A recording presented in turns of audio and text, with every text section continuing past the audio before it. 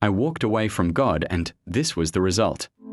Have you ever wondered what really happens when someone walks away from God?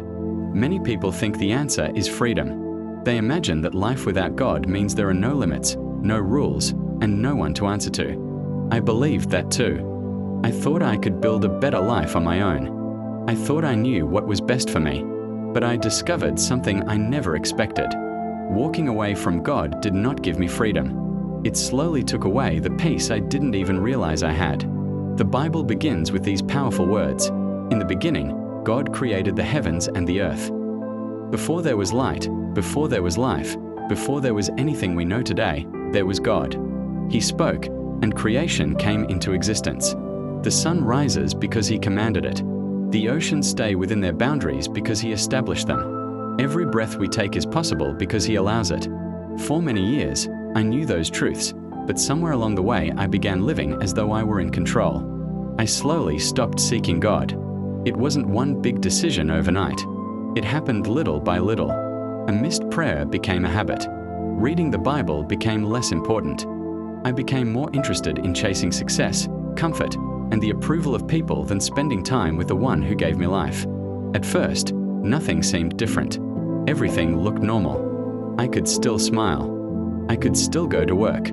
I could still laugh with friends. From the outside, my life appeared fine. But inside, something was changing. A quiet emptiness began growing in my heart. Many people think leaving God immediately brings disaster, but often that's not how it happens.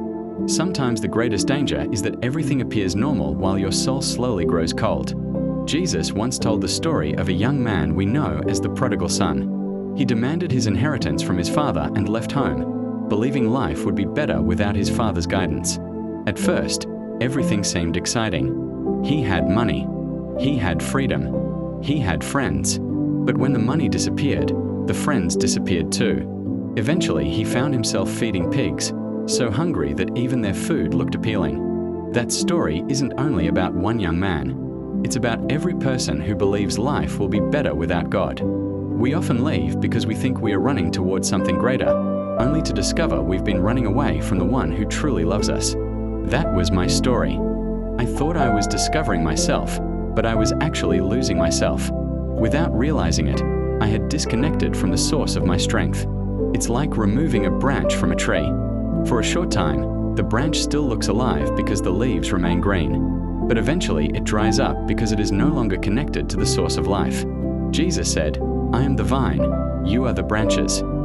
Apart from Him, we can do nothing. I began to understand those words through experience instead of simply reading them. The joy I once had became difficult to find. Success no longer satisfied me. Even when good things happened, something still felt missing. I would accomplish one goal only to chase another, hoping it would finally fill the emptiness inside. But nothing ever did. Then I remembered another story from the Bible.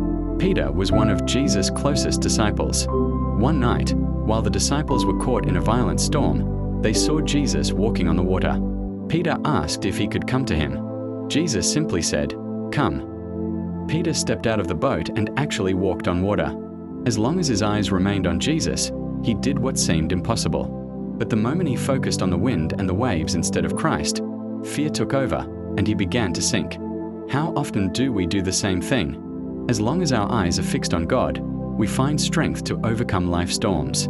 But when we become distracted by fear, pride, money, popularity, or our own desires, we begin to sink without even realizing it.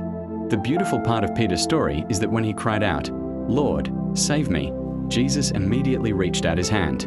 That gives me hope. No matter how far we've fallen, God's hand is still able to reach us. There was another man in the Bible named Jonah. God gave him a mission, but Jonah decided to run in the opposite direction. He boarded a ship, thinking he could escape God's presence. But no one can outrun the Creator of heaven and earth. A violent storm came upon the sea until Jonah finally realized that running from God only created more trouble. Sometimes we think our biggest problem is our situation. In reality, our biggest problem is our distance from God. Looking back, I realized God had been calling me many times. Through sermons, through Bible verses, through conversations with people, and even through difficult situations, He was inviting me to come back. but I kept ignoring his voice because I believed I knew better. Then life taught me a lesson I could never forget. The hardest place to be is not a place without money. It is not a place without friends. It is not even a place without success. The hardest place to be is a place where your heart has drifted far from God. You can have everything the world offers and still feel empty. King Solomon understood this better than almost anyone. He had wealth, wisdom, power, and influence beyond imagination. Yet after experiencing everything life could offer, he concluded that everything was meaningless without God. That truth became real in my own life. I discovered that peace doesn't come from possessions. Joy doesn't come from popularity. Hope doesn't come from achievements. They come from walking with God. Maybe today you feel the same emptiness I once felt. Maybe you've been trying to carry life's burdens by yourself. Maybe you've convinced yourself that God no longer wants you because you've wandered too far. If that's what you believe, remember the father in the story of the prodigal son. He didn't reject his son when he returned. He ran toward him. He embraced him. He celebrated because what was lost had been found. That is the heart of God.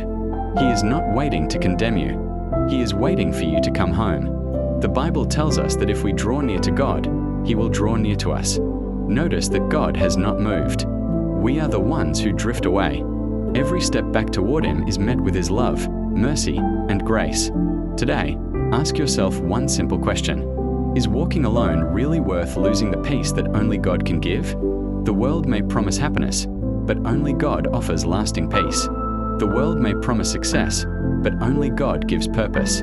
The world may promise freedom, but true freedom is found in Christ. If you have walked away from God, remember this: your story doesn't have to end there. Just as Peter was lifted from the water, just as Jonah received another chance, and just as the prodigal son was welcome home, God is still calling people back today.